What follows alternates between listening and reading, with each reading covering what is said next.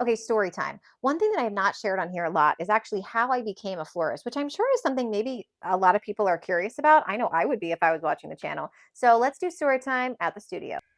Okay, we're here at the studio, which AKA is my home studio, a renovated area in my home that now is the studio, which I love. And I have another video that I talk about.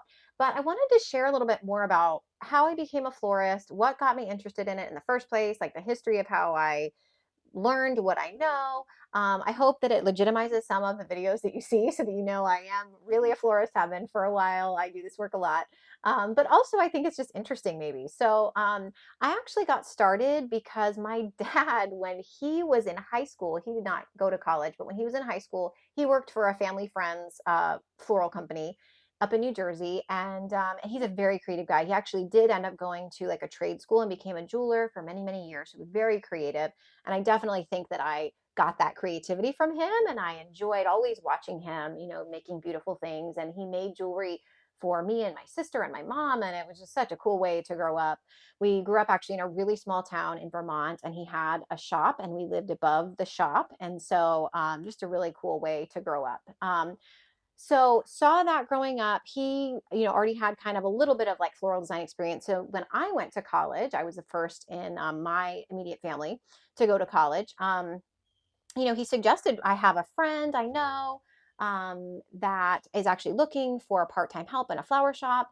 And I said, oh my gosh, that's perfect. I need a little bit of a job, this is amazing. And I can pay for things and do fun, floral stuff.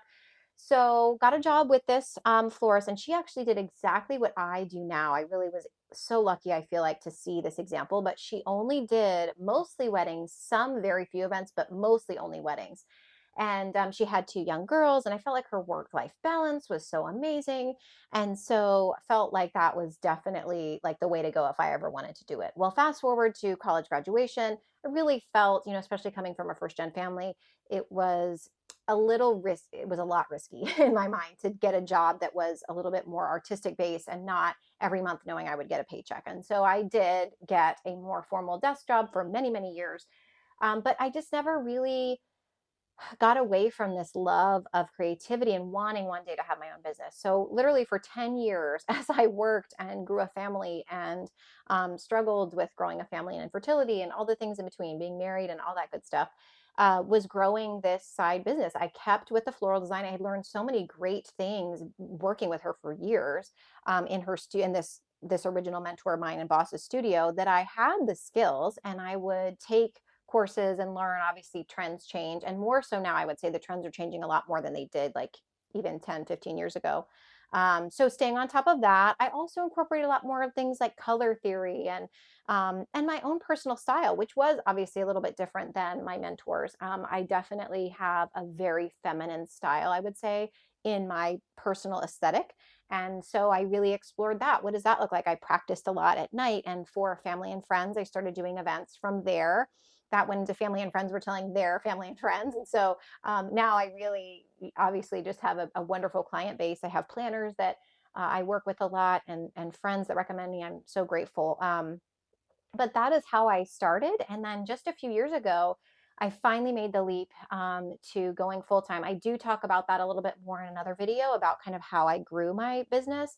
And I will say it was a long growth only because I wasn't really ready to make that risk early on of not knowing that I had consistent income. So I really grew the business fully to be like ready to go full time by the time I wanted to. And so I'm so grateful that I can do that. And so that's how I originally got into it. But I will say there's been a lot of growth in education, since kind of quote unquote falling into it, even though I really didn't. It's kind of been a generational love of flowers.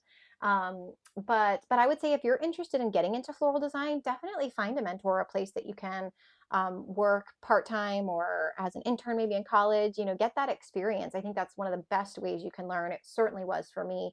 And I'm so happy to answer any questions or thoughts on my journey. But thanks for being here. Thanks for watching. It brings me so much joy to share what I know with you. So I'll see you in the next round of videos.